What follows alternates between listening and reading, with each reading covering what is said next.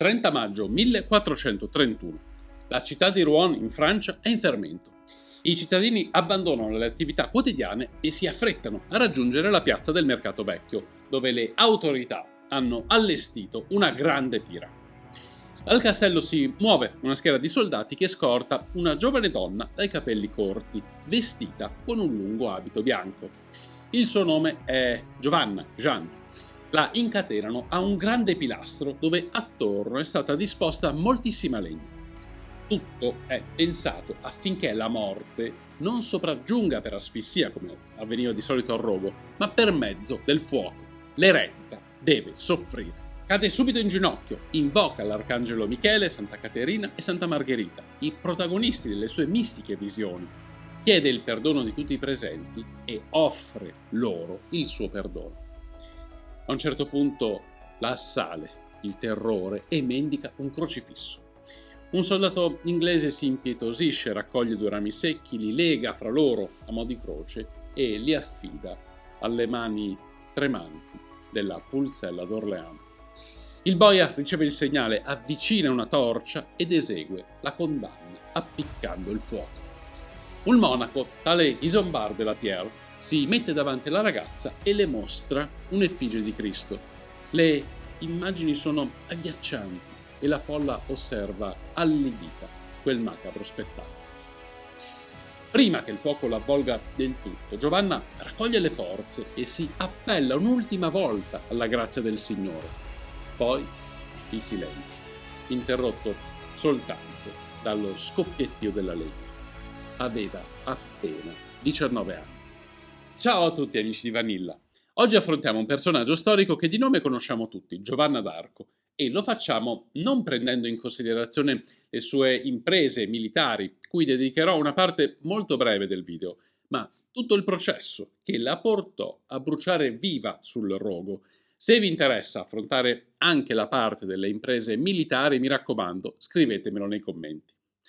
Prima di cominciare vi ricordo che il tasto iscriviti si trova proprio qui sotto, basta schiacciarlo e sosterrete il nostro progetto di divulgazione storica e culturale. Grazie mille.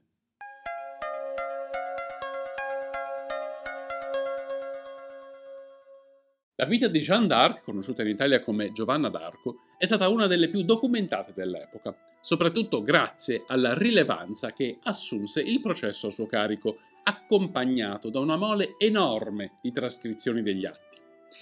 Nacque nel 1412 in Lorena, era la figlia di Jacques d'Arc, un umile contadino del villaggio di Domremy, oggi Domremy-la-Pucelle, e di sua moglie Isabelle Romé. Quando era bambina si dimostrò una ragazza altruista, caritatevole, devota. Quando aveva 13 anni si trovava nel giardino di casa quando un improvviso bagliore la avvolse, seguito dalle apparizioni dell'arcangelo Michele, di Santa Caterina e di Santa Margherita. Era mezzogiorno d'estate e quelle voci le commissionarono una missione per conto di Dio. O almeno così lei ha raccontato. Le vicende di Giovanna d'Arco si intrecciano con un capitolo di storia medievale molto complesso. Nel 1328 Carlo IV, re di Francia, morì senza eredi maschi e l'evento innescò la cosiddetta guerra dei Cent'anni, una serie di conflitti quasi ininterrotti che videro contrapposti il regno di Francia e quello d'Inghilterra. La corona francese passò a Filippo VI, cugino del defunto sovrano, ma Edoardo III d'Inghilterra, anch'egli imparentato con la monarchia francese, affermò di avere più diritti di successione del rivale.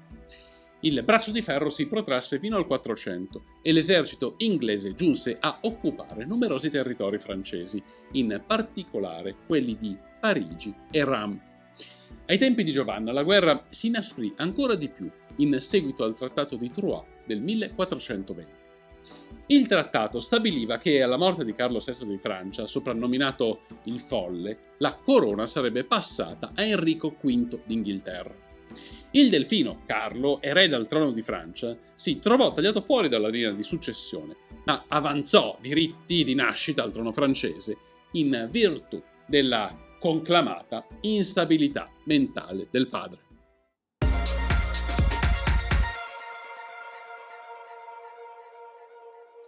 Nell'ottobre del 1428 gli inglesi, coadiuvati dai loro alleati francesi borgognoni, avevano cinto d'assedio Orléans. La città godeva di un'ottima posizione strategica sul lato settentrionale della Loira e rappresentava l'ultimo baluardo dell'esercito del Delfino francese. Nel 1429 la roccaforte era ormai conquistata, ma le voci che sentiva nella sua mente la sedicenne Giovanna si fecero sempre più insistenti e la esortarono a intervenire. Giovanna partì da Vaucouleurs per raggiungere Carlo a Chinon insieme a un gruppo di uomini fedeli alla corona già noti al re e all'esercito e si presentò al suo cospetto. Erano circa 300 i nobili che la osservarono nella sala grande del castello e la giovane subito si inginocchiò al Delfino perché, come da lei dichiarato durante il processo, le voci le avevano suggerito un segno per riconoscerlo. Per metterla alla prova, Carlo negò di essere il sovrano, ma lei insistette nell'affermare di avere di fronte colui che avrebbe dovuto servire. Il Delfino volle approfondire la vicenda e sottopose Giovanna a ben 2 esami in materia di fede, uno più breve e uno più lungo, di addirittura 3 settimane. La ragazza riuscì a convincere i chierici che l'aveva messo di fronte Carlo e questi le concesse il permesso di accompagnare un gruppo di soldati in partenza per Orléans. L'esercito era praticamente allo sbando e fidarsi della Pulzella rappresentava un ultimo, disperato tentativo di scongiurare l'invasione inglese anche nel sud della Francia. Come le era stato profetizzato, la fanciulla giocò un ruolo fondamentale nella disfatta degli avversari della corona e si guadagnò la simpatia del suo futuro compagno d'armi, Jean de Dunois, altresì noto come il bastardo d'Orléans. La ragazza riformò completamente l'esercito, basta coi saccheggi con le prostitute e con la deriva continua dei costumi. I soldati si sarebbero dovuti confessare, avrebbero smesso di bestemmiare e avrebbero sostenuto la popolazione locale anziché depredarla. L'effetto della sua dieta, chiamiamola così, fu immediato. La popolazione sostenne l'esercito e con questo riuscì a contrastare prima gli assedianti d'Orléans, poi in altre battaglie, riuscendo nell'impensabile compito di vincere efficacemente gli invasori inglesi. La fama di Giovanna crebbe naturalmente a dismisura, di pari passo con i successi militari di cui fu protagonista. Le voci non l'abbandonarono mai e Giovanna guidò i soldati fino alla decisiva riconquista di Reims. Il 17 luglio del 1429 il Delfino fu ufficialmente incoronato re di Francia sotto il nome di Carlo VII. Il 6 maggio del 1430 la Pulzella giunse alle porte di Compiègne per difenderla dall'assedio delle truppe anglo-borgognone e il 23 maggio progettò un'incursione a sorpresa contro Morgny, una città limitrofa presidiata dagli inglesi. Tuttavia non tutto andò secondo i piani e incappò in una tenace e inaspettata resistenza. I rivali respinsero gli attacchi francesi per 3 volte e Giovanna comandò la ritirata, ma rimase indietro per difendere il rientro dei soldati e cadde vittima di un'imboscata degli uomini di Jean de Luxembourg, un nobile filo-borgognone. Secondo altre fonti, in realtà, fu il governatore di Compiègne a orchestrare l'episodio. Forse si era accordato in gran segreto con gli inglesi e aveva ordinato la chiusura delle porte cittadine per abbandonarla alla mercé dei nemici. Giovanna quindi cadde in mano nemica e fu imprigionata prima nella fortezza di Clairoix, poi nel castello di Beaulieu-les-Fontaines e infine nel castello di Beaurevoir. Come da tradizione per i prigionieri di guerra, Jean de Luxembourg fissò un riscatto per la sua liberazione. 10.000 lire tornesi, una cifra altissima per l'epoca, pari a quella di un principe reale, ecco. A Beaurevoir Giovanna fu trattata con tutte le attenzioni che si sarebbero riservate a un re, prigioniera in una corte dorata. Nel settembre del 1430 giunse a Beaurevoir Pierre Cochon, vescovo di Beauvais, con la somma necessaria per liberare Giovanna. Il re d'Inghilterra in persona gli aveva affidato il denaro e, in virtù della mistica nomea della fanciulla, desiderava farla processare secondo il diritto ecclesiastico. Solitamente il riscatto serviva per restituire la libertà, a Giovanna invece costò la vita. Ormai in mano agli inglesi fu trasferita a Rouen e le fu riservato il trattamento di un prigioniero di guerra. Anziché essere rinchiusa in una prigione ecclesiastica sorvegliata da donne, i suoi aguzzini la incatenarono a mani e piedi per scongiurare qualsiasi tentativo di fuga e la misero in una stretta cella del castello, dove 3 soldati all'interno e 2 all'esterno la guardavano a vista. L'Inghilterra pretendeva la sua condanna. Con la religione il processo aveva ben poco a che fare, anzi il procedimento era di natura marcatamente politica, perché mirava a infangare l'eroina della fazione francese e quindi indirettamente lo stesso re di Francia, Carlo. La questione era sotto gli occhi di mezza Europa e l'esito, seppur già stabilito, doveva seguire il corso di tutta la procedura. L'obiettivo era celebrare una farsa spacciandola per un processo regolare.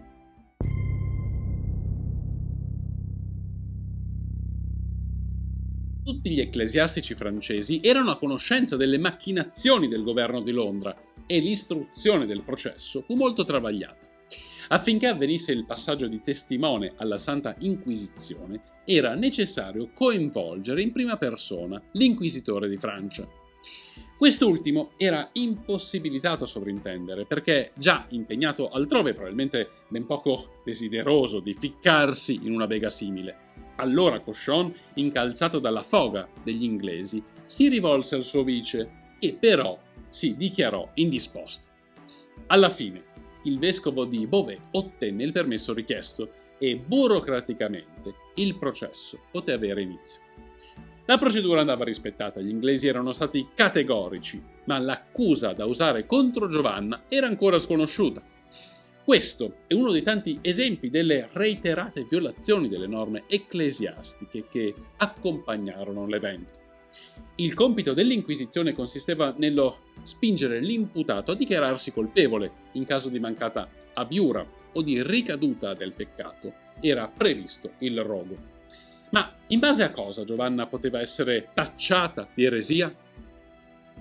Cauchon non aveva alcuna idea per formulare una valida incriminazione e si avvalse di una vasta cerchia di collaboratori formata dai più illustri teologi dell'epoca.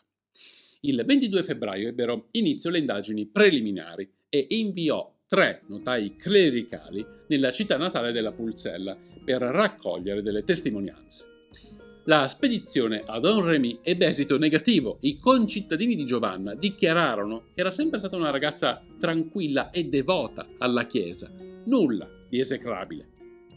L'approccio investigativo fallì e il vescovo tentò di screditarla attraverso le voci sulla sua presunta purezza. La fanciulla aveva affermato a più riprese di aver fatto voto di castità e dimostrare l'infondatezza di quelle parole si sarebbe rivelato un eccezionale passo in avanti. Già nel 1429, ai tempi delle perplessità di Carlo, era stata sottoposta all'esame della verginità, anche detto delle matrone, e nel 1431 Anna di Borgogna, duchessa di Beaufort, che supervisionò il tutto, la dichiarò nuovamente illibata. A seguito dell'inconcludenza delle inchieste preliminari, il processo ebbe inizio il 21 febbraio del 1431, senza un capo di imputazione. La Chiesa ignorò qualsiasi raccomandazione di imparzialità, così come le proteste di Giovanni, che chiese ovviamente che vi fossero anche sacerdoti fedeli a Carlo e nominò una giuria di soli ecclesiastici filo-inglesi. A capo di questa, che era una messa in scena, vi erano Cauchon e il vice inquisitore, affiancati da 43 assessori. Tutto ciò che avvenne da quel momento in poi fu ampiamente documentato e non di rado accadde che gli incaricati alle trascrizioni falsificarono gli atti a sfavore di Giovanna, quindi noi non conosciamo con precisione ciò che accadde. In molti casi la giovane si premurò, come suo diritto, di farsi rileggere i testi, intimando ai giudici di correggere ciò che in realtà non aveva detto. L'inizio del processo prevedeva una serie di udienze pubbliche nella cappella del castello di Rouen. Giovanna era analfabeta come la totalità o quasi delle donne popolane dell'epoca, ma si dimostrò un inaspettato e ostico avversario. In più di un'occasione, oltre che a rispondere con sarcasmo e ironia, rivaleggiò con tutti i tranelli teologici che nelle macchinazioni di Cauchon avrebbero dovuta trarla in inganno. Il piano dell'inquisitore era semplice, bisognava sfruttare gli interrogatori per estrapolare un valido capo di imputazione. Eppure la 19enne di Domremy seppe affrontare qualsiasi questione con accortezza. All'inizio di ogni sessione le veniva imposto di giurare di dire la verità su ciò che le sarebbe stato chiesto, anche in materia di fede, e la sua risposta era sempre la stessa. Non avrebbe mai affermato il falso, ma aveva giurato a Dio che tutto ciò di inerente alle sue visioni era un'esclusiva di Carlo. Il processo si concentrò sui più disparati argomenti. Le fu chiesto di narrare le modalità delle prime apparizioni, gli eventi legati alle voci celesti, del famoso segno suggeritole per riconoscere il delfino. Il caso più eclatante si verificò il 24 settembre, durante la terza sessione. Cochon le domandò se si considerasse o meno nelle grazie del Signore. La dottrina della Chiesa sosteneva che nessuno poteva averne la certezza e il quesito era un sottile tranello accademico. Una risposta affermativa equivaleva a un'eresia, una risposta negativa rappresentava un'autoaccusa da peccatrice. Giovanna rispose così: se non lo sono, possa Dio mettermi lì, e se lo sono, possa Dio tenermici. L'arguzia e l'ironia di quella ragazza, una sempliciotta agli occhi del vescovo, fece andare su tutte le furie gli inquisitori e a partire dal 10 marzo, data della settima sessione, le udienze si tennero a porte chiuse. Il dibattito proseguì, vertendo sempre sugli stessi argomenti, ma la questione degli abiti maschili fu quella che risaltò maggiormente. Già prima di essere catturata, la Pulzella indossava indumenti poco consoni al sesso femminile e in prigione rifiutò di abbandonarli, probabilmente per paura di facilitare qualsiasi tentativo di stupro da parte dei soldati. Non è da escludere che Cochon avesse intuito questo suo ragionamento e in seguito lo sfruttò come pretesto per mandarla al rogo. Sul finire di marzo la giuria stilò un documento d'accusa ripartito in 70 articoli, poi condensati in 12. L'Inquisizione la riconobbe eretica, colpevole di idolatria, veneratrice di spiriti maligni e, poiché ripudiava gli abiti femminili, incurante delle leggi della Chiesa. Giovanna negò tutto e rifiutò di firmare l'atto di abiura, in cui, fra le tante cose, avrebbe dovuto ammettere che le visioni erano frutto di dialoghi con Satana. A quel punto la procedura canonica prevedeva la pratica della tortura. I soldati scortarono la prigioniera in un luogo dedicato alle torture e le concessero una notte per meditare sul da farsi. Giovanna disse che mai avrebbe negato quanto affermava e una commissione ristretta la convocò per la sentenza.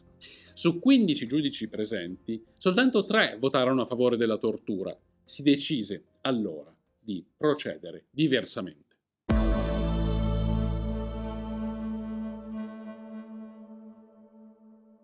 Il 24 maggio del 1431 le autorità la scortarono nel cimitero della chiesa di Saint-Ouen, dove era stata allestita una grande pira, e le concessero un'ultima possibilità per abiurare e pentirsi.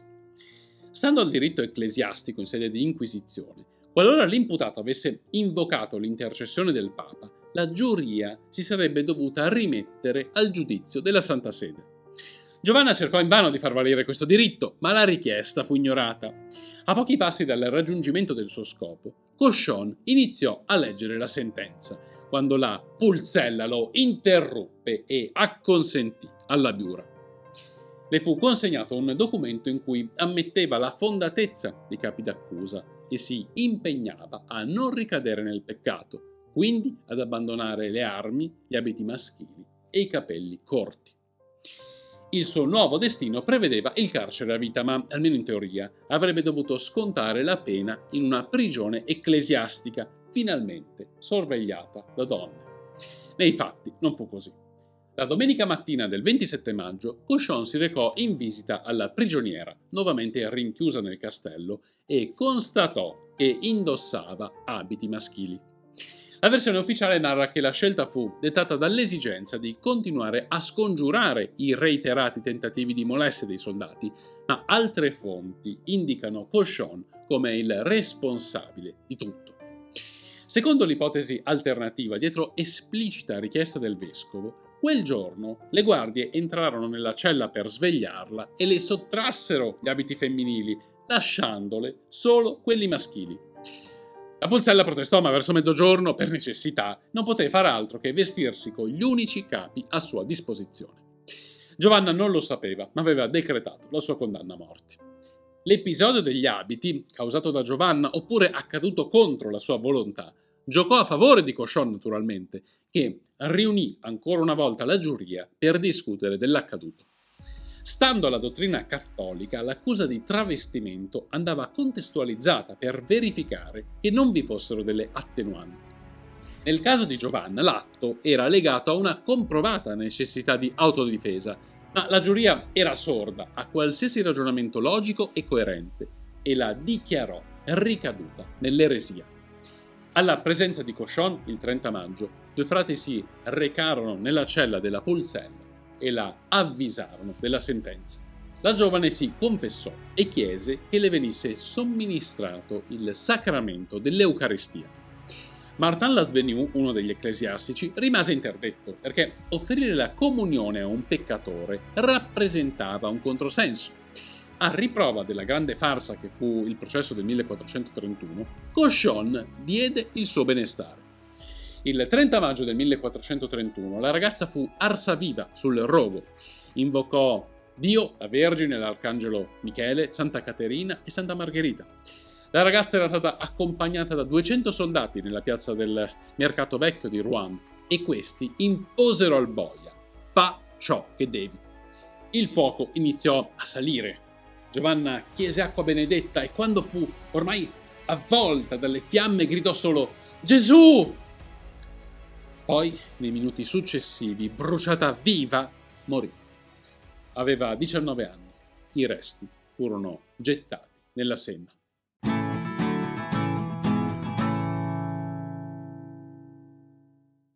Nel 1449 l'esercito di Carlo VII, capeggiato dal bastardo d'Orléans, entrò vittorioso a Rouen e pose fine alla lunga egemonia inglese.